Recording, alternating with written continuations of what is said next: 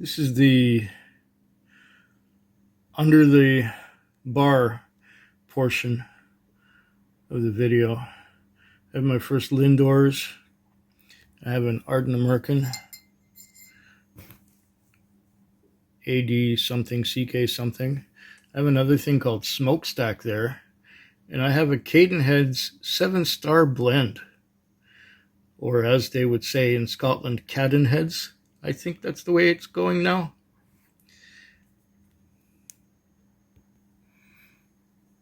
Here I have a Hart Brothers Lowen.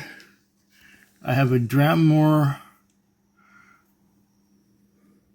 What is this? I'm not even sure.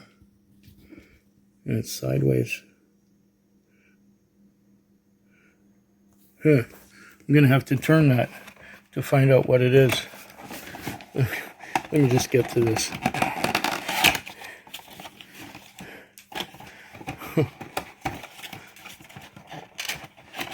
What a tricky little thing. Ibn Nevis. That's going to be interesting. Dramore Ben Nevis. Okay. I'm going to revisit the Lefroy quarter cask that I haven't seen for quite some years. And I also have here a Macaloni's peated Mckinnon, which I have had, I think, a couple of years ago. I'm going to have it again.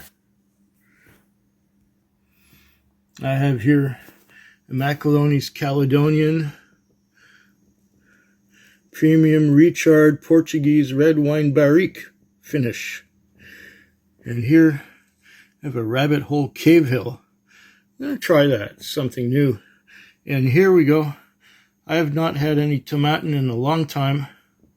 This is 2 of 4 limited edition 2008 Sauternes cask. Oh, that's going to be nice. And another tomatin Highland single malt Scotch, 14 years old, port cask. That's going to be interesting as well. I look forward to both of those. Here we have a Writer's Tears Copper Pot Irish whiskey. It comes with its own hip flask.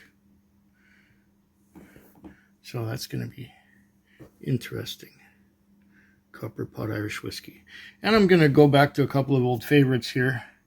We got our Oban 14 and we got our Clynelish 14. I hope the Clynelish 14 is a good batch because the last batch I had was not too good. It was lacking that waxiness. Maybe that's a more modern interpretation of Clynelish 14. It was not for me. Hopefully this is one of the older ones. When you start running out of whiskey, of new whiskeys to try, go back and try some that you haven't seen for, or haven't had for a while. This is the Wood Reserve Double Oak. I remember liking it a lot. It even comes with its own upside down glass on the top. And here's another one I haven't had in a while. It's Russell's Reserve, 10-year-old. I look forward to that as well. And over here we have limited edition 104 Tomatin 2008 Montbazillac cask. I wonder what a Montbazillac is. Well, we'll find out pretty soon, I guess. Or eventually when I get around to these.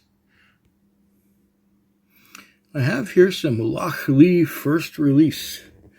It is a single malt Scotch whiskey. And I can't read the rest of what that says there. Let's get a focus on that. Matured in first fill bourbon and Pedro Jimenez casks, non-chill filtered and no added color. I have here some Rosé. Isle of Rosé, lightly peated, and Hebridean. So Isle of Rosé, that's going to be my first Rosé.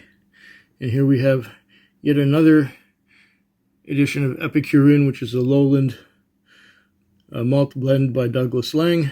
finished in a single white port cask. Ooh, that'll be interesting too.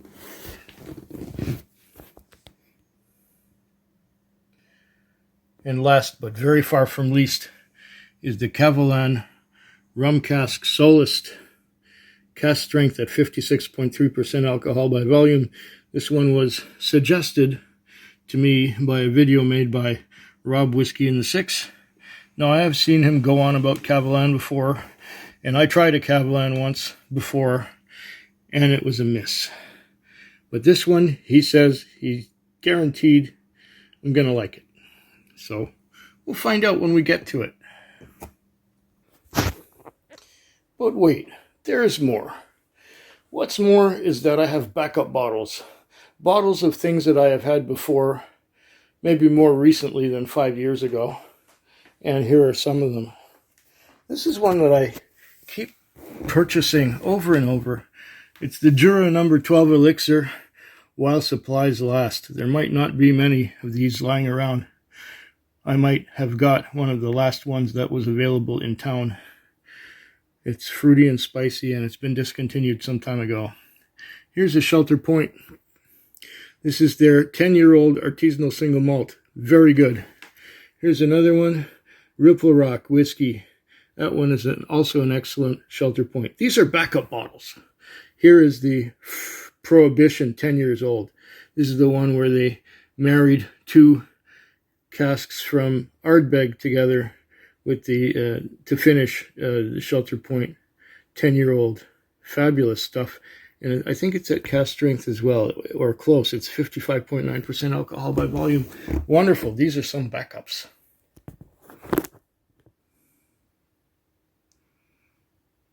About once a year or so, I go back to a particular shop in the Victoria area where they have the 5-year-old 90 from Highwood. It's inexpensive. I can go in there, get 3 bottles for $100 and have some change left over. I do that once or twice a year. This one here's another favorite of mine. It's the Lowen Mckinnon chocolate malt. It's a Canadian single malt whiskey, and it's chocolate malt naturally, but it's also finished in Sauterne cask. Delicious. Here's another Alberta Premium, but this is the 20-year-old Alberta Premium. It's bottled at 42%, if I recall, and it is just, it's a limited edition, but if I can still get some, I still get some. It is wonderful, wonderful stuff. Now, these are strictly backups of whiskeys that I have already made videos about. This one is the 18-year-old Great Plains finished in brandy casks. Lovely, lovely good stuff. It went down fast, I remember, so I'm going to hold off on opening this one for a little while, but when I do, it's going to just disappear. Here's another beauty. J.P. Weiser's 22-year-old cask strength port cask finish. Lovely stuff. And over here, we got Signal Hill, the Canadian whiskey from Newfoundland. And it's really good, too. Who would have thought until I tried it? And then there's this one here. This is Macaloni's Sherry Brach. The Sherry Brach is less than 3 years old, so it can't be called a whiskey. It's a single malt spirit. And, oh, it's just drenched in sherry. It's saturated with sherry. Beautiful stuff. And here, come to think of it, 6 years ago, I hated sherry.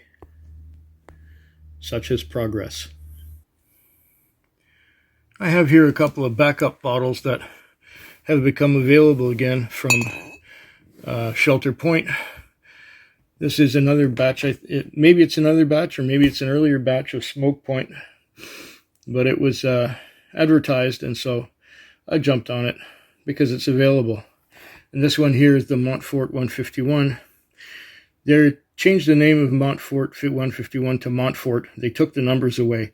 So this is one of the older bottles that they still had back at the distillery. And what is special about this one is it's a single single grain, but it's barley grain. It's unmalted barley. It's all unmalted barley. Shelter Point have done some great, shall we say, innovative, or shall we say, daring moves, completely unorthodox, and they turn out really tasty. Anyway, that's the last of the backup bottles that I have. I'm going shopping tomorrow. Food quick. Food quick. Food quick. Food quick. Food quick. Yeah.